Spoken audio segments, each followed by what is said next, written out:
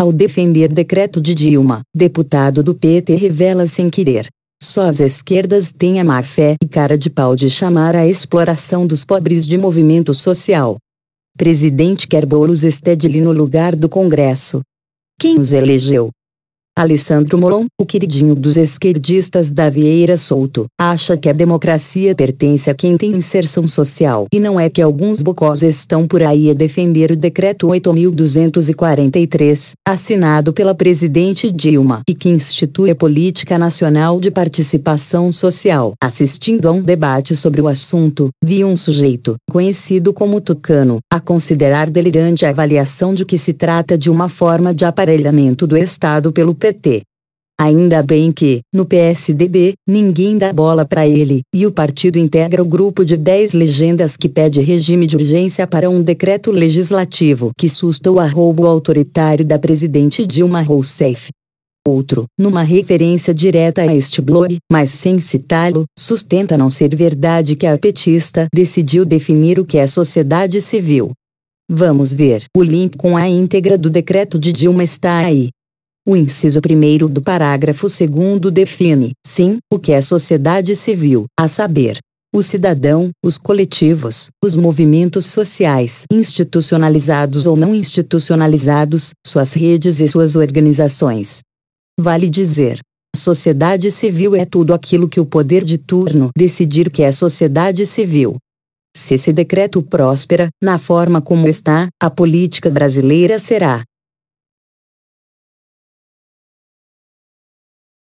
Se esse decreto prospera, na forma como está, a política brasileira será, definitivamente, refém de grupelhos ideológicos organizados, a maioria deles subordinada ao PT, sempre destacando que os demais estão ligados a partidos de extrema esquerda.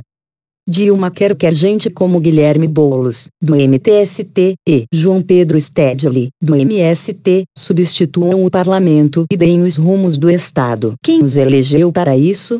Em defesa do decreto de Dilma, o deputado petista Alessandro Molon, do Rio, um dos queridinhos dos socialistas da Vieira Souto, com vista para o mar, confirmou, sem querer, que se trata, sim, de atrelar a administração pública a grupelhos de esquerda e mandou ver: se os partidos de direita não têm inserção social, não têm base social, lamento, mas isso não podemos resolver. Eis aí. É uma confissão. O que ele chama de inserção social é o aparelhamento, pelos esquerdistas, dos ditos movimentos sociais, que passam a ser manipulados por grupos que estão, na verdade, disputando o poder. Pensemos na greve parcial do metrô de São Paulo. Pergunto: o senhor Altino Prazeres, presidente do sindicato, está preocupado com os usuários do serviço ou, mesmo, vá lá, com a categoria que lidera? Uma ova. Quem dita as suas escolhas é um partido político, o PSTU. É uma ideologia, o socialismo. E o que dizer do MTST, o dito Movimento dos Trabalhadores Sem Teto, comandado, em São Paulo, pelo riquinho com complexo de culpa Guilherme Boulos? De onde deriva a legitimidade desse movimento para interferir nas políticas públicas de moradia? Ora, do mesmo lugar de onde se origina a legitimidade do MST para ser o dono da reforma agrária. De lugar nenhum. Eles são usurpadores da ordem democrática, que recorrem à truculência para impor a sua vontade. De algum modo, o senhor Molon está certo. Esse tipo de inserção social é, de fato, coisa típica das esquerdas, porque só elas transformaram a má-fé e a mentira em categorias de pensamento e manipulam, de modo deliberado, as carências da população para fazer vingar uma ideologia. Ora, se o senhor João Pedro Stedley apenas quisesse que um homem tivesse o seu pedaço de terra, conseguido tal intento, o coitado poderia se livrar das garras do MST e tocar a sua vida normalmente. Mas não é assim que funciona. Se quando obtiver o seu lote, será obrigado a prestar serviços para sempre ao movimento. Será seu escravo e terá de participar de novas invasões, sem direito de dizer não. Afinal, o MST é confessadamente socialista e quer acabar com a propriedade privada no campo. O mesmíssimo método é empregado pelo MTST na cidade de São Paulo.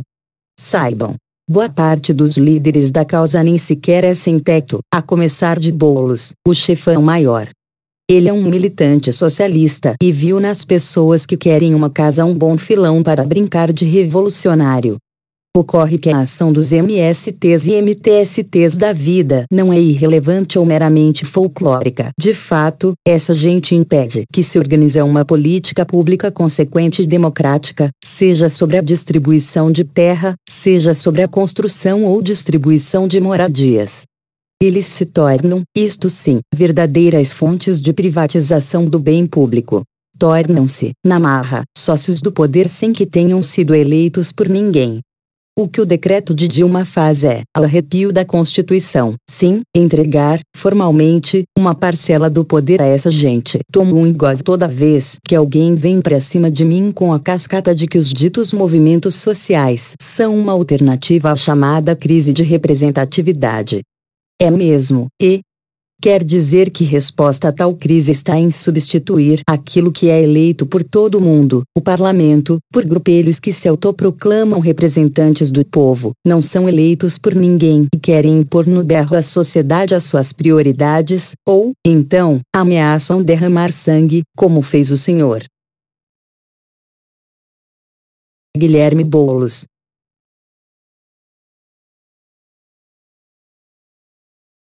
Foi assim que o PCC, para arrematar, foi abrindo a administração para os movimentos sociais ligados ao transporte público que o petismo entregou, em São Paulo, uma fatia desse serviço a cooperativas infiltradas ou controladas pelo PCC. Tentar derrubar esse decreto de Dilma é um imperativo moral dos defensores da democracia. E agora termino mesmo. Na estrovenga autoritária de Dilma, está escrito que as definições previstas neste decreto não implicam na desconstituição ou alteração de conselhos até no que se refere como ela diria. A língua portuguesa, o decreto da soberana não presta. Eu e os de má fé lemos o decreto. Eu não gosto. Ele sim. Talvez os idiotas estejam opinando sem conhecer a sua gramática, também a política. Por Reinaldo Azevedo.